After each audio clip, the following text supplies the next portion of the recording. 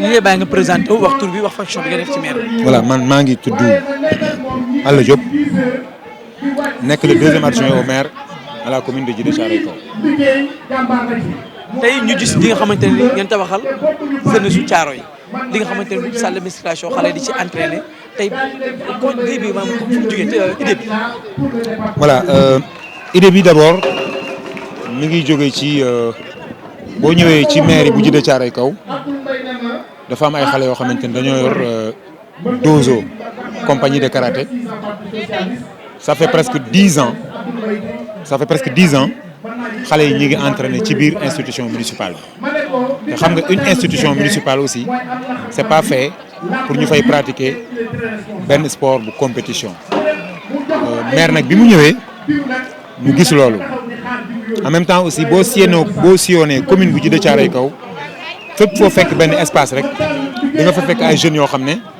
dañuy def karaté wala ñuy def taekwondo wala ñuy def boxe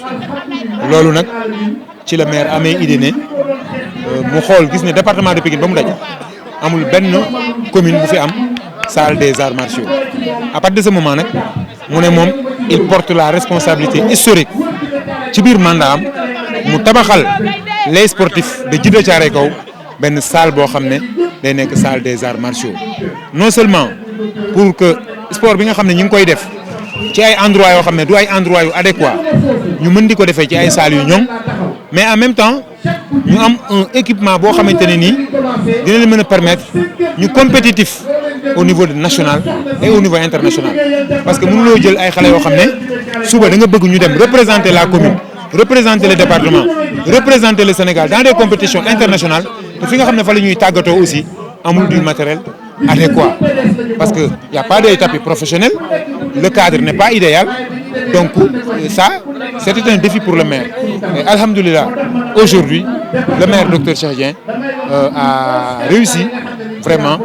à faire de ce rêve des sportifs une réalité aujourd'hui foofu la ñu nekk ci centre boobu la ñu nekk te tey boo xoolee mbooloo mu bari mi nga xam ne dañ fee teew ñuy jóge fu nekk ci département de Pikine ak fu nekk ci Djiddah Thiaroye Kao au bonheur de cette jeunesse vraiment ñun daal suñu xol dafa sedd te xam nañ ne vraiment nous avons fait un pas envers ces jeunes là pour un accompagnement professionnel.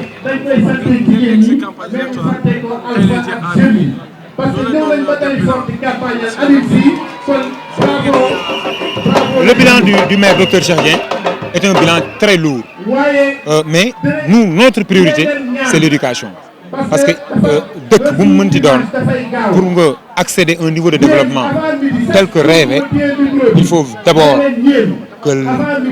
l'éducation vraiment soit bien accompagnée et que mu am ay xale yoo xamante ne dañuy am formation dañuy jàng dañuy am ay lijaasa moo tax à l'aune de notre mandat en 2014 la commune de Djiddah Thiaroye Kao était classée dernier ci 16 communes yi nga xamante ne ni moom moo nekk département de Pikine mais grâce à un accompagnement et à un encadrement et des outils tey en 2020 la commune de Djiddah Thiaroye Kao était classée deuxième dans le département de Pikine en 2021 la commune de Djiddah Thiaroye Kao était classée même premier dans le département de Pikine loolu nag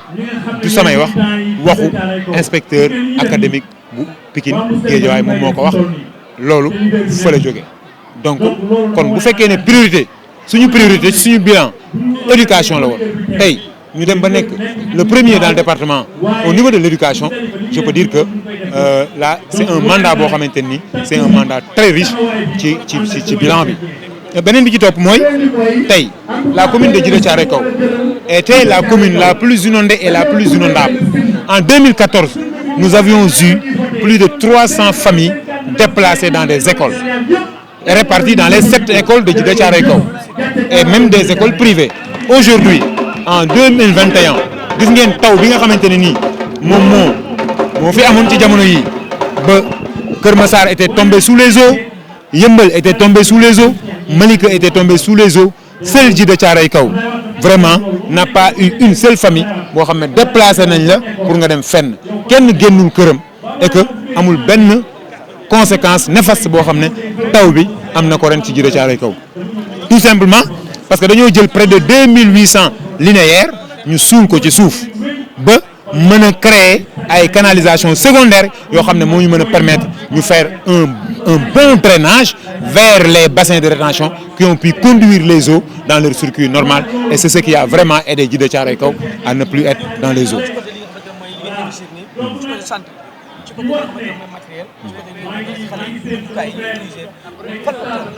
Voilà loolu accompagnement la boo xamante ne nii aussi maire indi na ci ay xalaat te incha allahu rabbi bu yàlla dogalee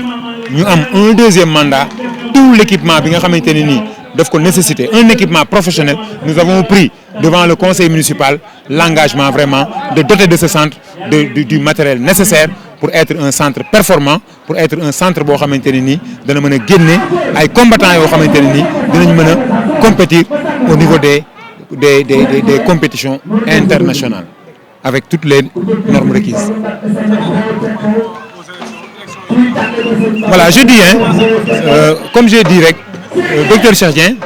aujourd'hui les populations peuvent ne pas le connaître comme tel que souhaité mais les populations aujourd'hui teg nañ seen loxo ci son bilan. Non, cette violence-là était une violence provoquée par le camp de l'APR, par le camp de Benno Bokk Yaakaar parce que violence bi fi mu am mooy ci siège u docteur Cheikh Dieng bi nekk ñetti mbaar je pense que ku toog ci sa biir siège ci période de campagne bii ñu toll defuloo caravane defuloo dara da nga toog ci sa siège di def sa travail politique mais des gens le candidat de Benno Bokk Yaakaar Mamadou Gueye accompagné de nervis fekk ñu ci suñu siège je pense que loolu Sénégal yëpp xam nañ ne violence boobu ci camp bi mu jógee c'est le camp de Benno Bokk Yaakaar parce que c'est dans notre siège que ces incidents se sont produits donc kuy ñaawlu li nga war a ñaawlu mooy jóge bi ñu jógee fa ñu nekkoon ñoom déplacé wu vers notre siège bien armé jusqu'aux dents avec Mamadou Gueye même ñëw fekk si ñu di ñu xoqatal pour ñu dellu ginnaaw ci li ñu nekk. Non, cela dépendra d'eux parce que ñun dinañu riposter à la hauteur de leur attaque lépp lu mu leen jaral nañu ko waaw mais dama ne xam nga kan la ñuy waxal ki nga xamante ne nii moom mooy provoquer et la provocation aujourd'hui ñëpp xam nañ fan la jógee parce que dañoo attaqué Gaïndé Badiane le candidat Gaïndé Badiane à 18h à 20h30 ils ont attaqué le siège du maire docteur Cheikh Dieng c'est Mamadou Gueye avec ses éléments avec ses nervis et avec ses responsables